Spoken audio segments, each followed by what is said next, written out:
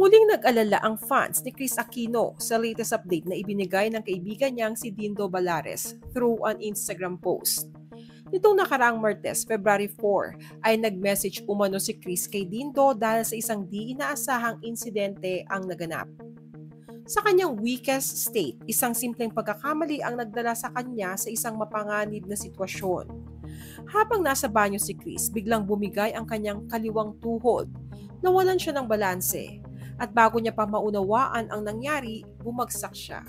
Tumama ang kanyang siko at tuhod sa matigas na marmol na pader. Isang matinding kirot ang dumaloy sa kanyang katawan na parabang pinutol ang natitirang lakas na kanyang pinanghahawakan. Napahiyaw si Chris, isang sigaw ng sakit, takot at pangamba. Kuya Dindo, I lost my balance sa bathroom. Tumama my elbow and knee. Parang biglang nanghina my left knee. So I hit the marble wall. Mabuti na lamang sa isang iglap kahit si Bimbi ay nasa kama na ay mabilis itong bumangon at tumakbo papunta sa kanyang ina. Kwento ni Chris, parang action star daw si Bimbi sa bilis ng kanyang kilos. Wala pang 5 seconds, nasa tabi na niya ito. Agad siyang inalalayan at tinulungang bumangon. Kung hindi dahil kay Bim, maaaring mas malala ang nangyari. Praise God, when I shouted, Bim! He jumped from the bed. Na-prevent niya my head slamming into the marble wall.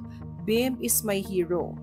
Ngunit ilang araw bago pa ito nangyari ay mas lumalala umano ang kalagayan ni Chris na tila walang katapusan. At nang muling lumabas ang resulta ng kanyang blood test, hindi maganda ang balita. Pangit, may latest blood test results, more prayers, mahaba pa pero tuloy ang laban. Positibong saad ni Chris.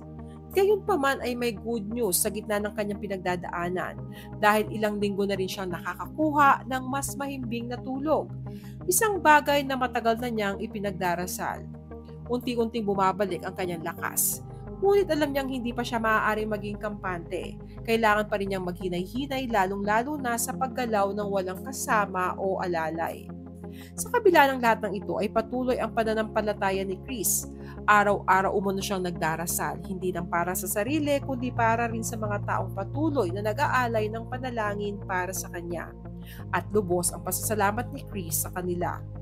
Lagit lagi, walang hanggang pasasalamat po sa mga nangangumusta, nagdarasal para sa tuluyang paggaling ni Chris Aquino.